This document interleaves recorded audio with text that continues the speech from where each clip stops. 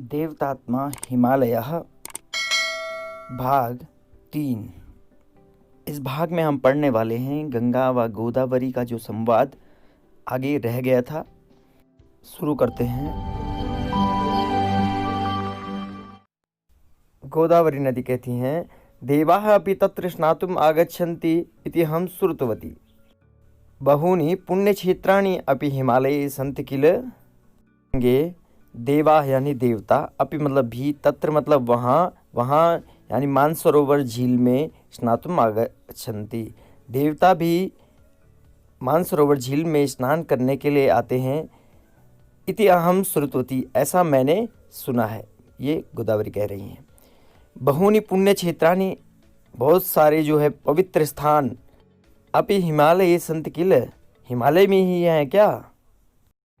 गंगा इसका उत्तर देती हैं, आम हरिद्वारम ऋषिकेश बद्रीनाथ केदारनाथ अमरनाथ इत्यादीनि स्थानानि प्रसिद्धानि।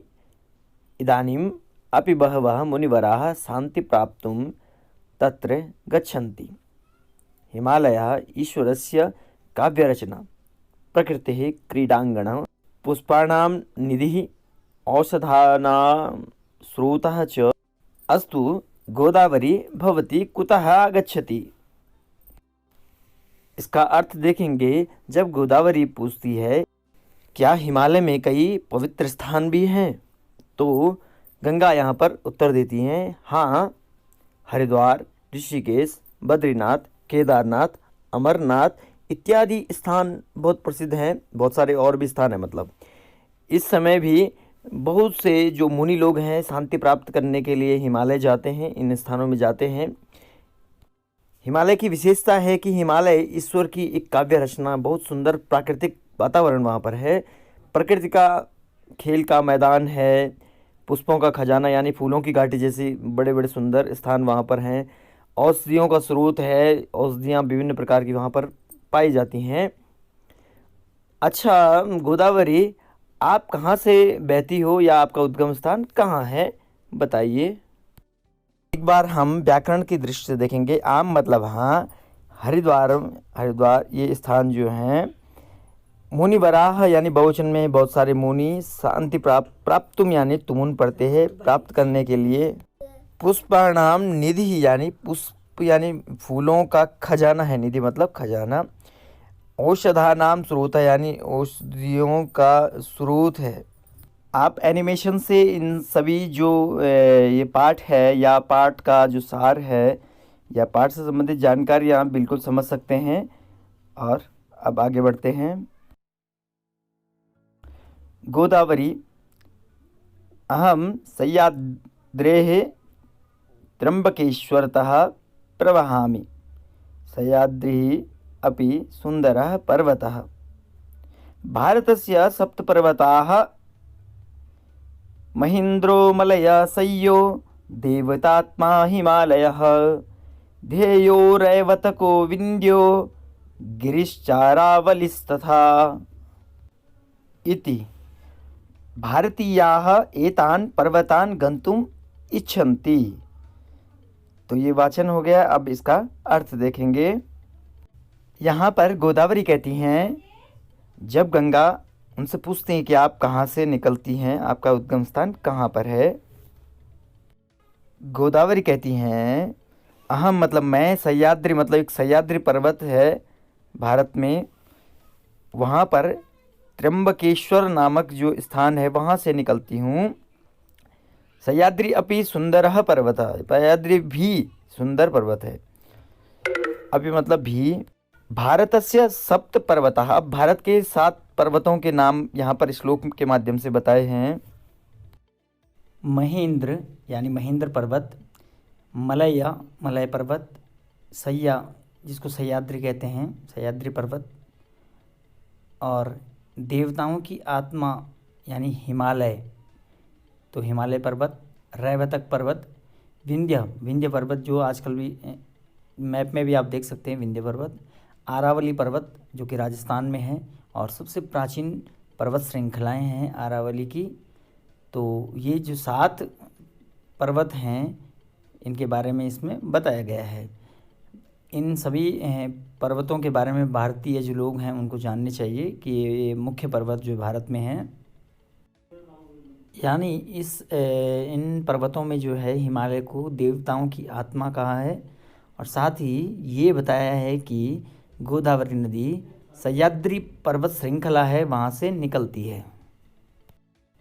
अब गंगा कहती हैं सह्य पर्वतात् अन्यः कापि नदी प्रवहति का, यानी सह्य पर्वत जो है, सह्याद्री जिसको कहते हैं, जहाँ से गोदावरी नदी निकलती है, क्या उसी पर्वत से दूसरी कोई नदी बहती है क्या? कापि मतलब कोई और, प्रवहति मतलब बहती है, अन्य मतलब कोई दूसरी और, दूसरी नदी। ठीक है, तो क्या दूसरी नदी बहती है? तो ये हम मैप में देख सकते हैं, ये है सह्य पर्वत। और आगे देखते हैं, गोदावरी वदामि सह्य पर्वतात् एव मम सख्यो कृष्णा कावेरी च प्रवहतः। गोदावरी कहती है बताती हूँ उसी सह्य पर्वत से मेरी दो सखियाँ कृष्णा नदी और कावेरी नदी भी बहती हैं। उसी पर्वत यानी सह्याद्री पर्वत से, जो कि मध्य भारत में ही स्थित है। गोदावरी वदामि सह्य पर्वतात् एव मम सख्यौ कृष्णा कावेरी च प्रवहतः। अर्थ देखेंगे, गोदावरी कहती है बताती हूँ सह्य पर्वत से ही मेरी दो सखियाँ कृष्णा नदी और कावेरी नदी बहती है। अर्थात सह्याद्री पर्वत से ही कृष्णा और कावेरी नदी बहती है, जो कि गोदावरी नदी की आसपास के क्षेत्र में ही बहने वाली नदियां हैं, क्योंकि ये नदियां भी वहीं से निकलती हैं। गंगा मम सखी सिंधुं भवती जानाति ना, जानाति वा। अर्थः गंगा वदती, गंगा बोलती हैं मम सखी यानी मेरी सखी जो है, सिंधु यानी जो सिंधु नदी है उसको आप जानती हैं। जो मेरी सखी यानी वो हिमालय क्षेत्र से ही बहती है, इसलिए मेरी सखी हैं। क्या आप उनको जानती हैं? गंगा के प्रश्न पूछने पर गोदावरी कहती हैं न सा अत्र बंग समुद्रे न दृश्यते। अर्थ देखेंगे, गोदावरी कहती हैं सा मतलब वह नदी जिसके बारे में गंगा बात कर रही हैं, अत्र मतलब यहाँ, बंग समुद्र यानी बंगाल की खाड़ी में, क्योंकि गंगा बंगाल की खाड़ी में गिरती है और भी नदियाँ ये गिरती हैं, तो वहाँ पर वो कहती हैं वहाँ पर हमें नहीं दिखाई देती है। गंगा कहती हैं सा तु हिमालये मानसरोवरस्य समीपे उद्भवति ततः सिंधु समुद्रम प्रति गच्छति।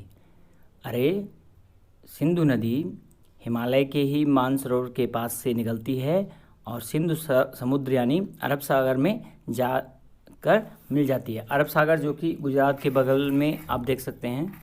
गोदावरी विंध्याचल पर्वतः नर्मदा नदी अपि तत्रैव गच्छति। हिंदी अर्थ देखेंगे, गोदावरी कहती हैं कि विंध्याचल पर्वत से नर्मदा नदी निकलती है और वह भी अरब सागर में गिरती है, क्योंकि इससे पहले गंगा ने बताया कि सिंधु नदी कहाँ गिरती है, अरब सागर में गिरती है और मानसरोवर से निकलती है। तो वैसे ही ये नर्मदा नदी कहाँ, विंध्याचल पर्वत से निकलती है और अरब सागर में जाकर गिर जाती है। आगे देखेंगे, गंगा हे गोदावरी जनाः सर्वपर्वतान् नदीः च द्रष्टुं न शक्नुवन्ति चेदपि जीवने एकवार वा हिमालयस्य दर्शन निश्चयेन कर्तव्यम इति चिंतयन्ति। गंगा अर्थ देखेंगे यहाँ पर, हे गोदावरी जनाः सर्वपर्वतान्, लोग सभी पर्वतों और नदी द्रष्टुम न शक्नुवन्ति, सभी पर्वत और नदियों को नहीं देख सकते हैं, लेकिन चेदपि जीवने एक बारम हिमालय से, लेकिन जीवन में ज़रूर हिमालय घूमना चाहते हैं, हिमालय की वादियों में घूमना चाहते हैं, पहाड़ियों में घूमना चाहते हैं, सुंदर जो स्थान है हिमालय में वहाँ जाना चाहते हैं। गोदावरी आम सत्यम हिमालय पर्वतः सर्वै निश्चयेन द्रष्टव्य कालिदासः हिमालयस्य विषये वदति। इसका अर्थ देखेंगे, गोदावरी अब कहती हैं कि हाँ सत्य है, हिमालय पर्वत सर्वे निश्चयेन द्रष्टव्य। हिमालय पर्वत की सुंदरता और वहाँ के बारे में अवश्य ही सभी को जानना चाहिए, हिमालय पर्वत देखना चाहिए। और यहाँ तक कि हमारे इतिहास में अगर हम देखें तो कालिदास एक महाकवि हुए हैं जिन्होंने हिमालय के बारे में भी बहुत सुंदर वर्णन किया है, जो कि इस प्रकार से है। और ये बात एकदम सच है कि बहुत दूर से जो है लोग हिमालय देखने के लिए आते हैं।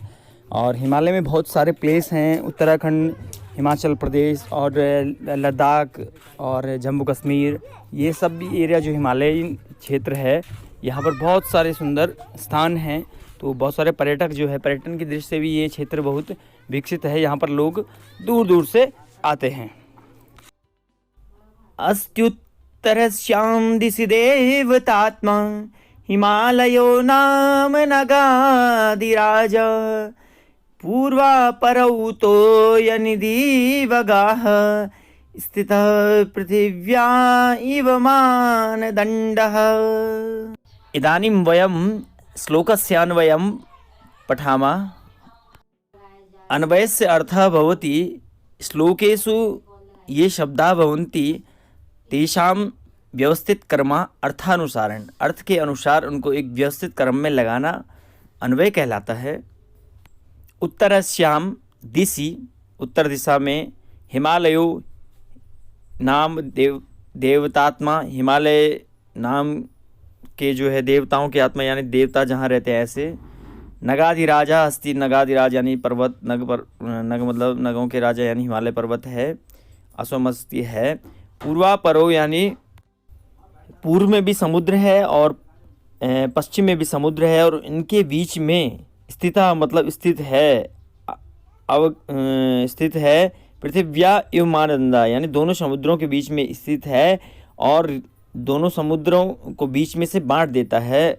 और ऐसा लगता है जैसे इन दोनों समुद्रों के बीच स्थित होकर के पृथ्वी की गहराई को माप रहा हो, तो मानदंड उसको कह दिया है इसको। तो ये अभी ये समुद्र जो बात चल रही है, ये समुद्र अभी तो बिल्कुल भी नहीं है वहाँ पर। समुद्र तो सीधा नीचे हैं, हिंद महासागर और अरब सागर, लेकिन हिमालय के आसपास नहीं है। शायद ये जो बात है बहुत पहले की बात है, चौथी शताब्दी की बात है, आज से 1600-1700 साल पहले ये बात है। तो उस समय पर क्या स्थिति रही होगी, ऐसा भी माना जाता है कि हिमालय के आसपास एक टेथिस सागर था। तो इस पर हम नहीं जाएंगे और ये इसका अर्थ हो गया। तो हिमालय का वर्णन यहाँ पर हमारे पुराणों में भी, हमारे ग्रंथों में भी किया गया है। अब चलते हैं इसके सरल अर्थ या भावार्थ की ओर। भारत की उत्तर दिशा में हिमालय नाम का एक पर्वत है, जो जहाँ पर ऐसा माना जाता है कि वो देवताओं की आत्मा है, यानी देवता वहाँ पर निवास करते हैं, वहीं पर रहते हैं।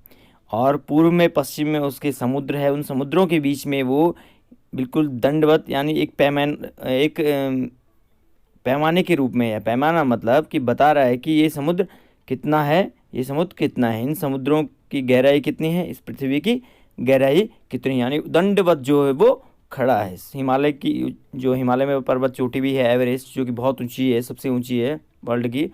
तो ये सारी चीज़ें वहाँ पर है। प्रकार से ये पाठ होता है समाप्त। अगर आपको वीडियो अच्छी लगी हो तो ज़रूर करें सब्सक्राइब। वीडियो को लास्ट तक देखने के लिए आपका बहुत बहुत धन्यवाद। वीडियो अगर अच्छी लगी हो तो करें लाइक, साथ ही करें शेयर। देखते रहें राज हिंदी एजुकेशन चैनल को। अपने सुझाव एवं किसी क्वेश्चन के लिए करें कमेंट और साथ ही करें चैनल को सब्सक्राइब। साथ ही नई वीडियोस पाने के लिए बेल आइकन दबाएं। धन्यवाद।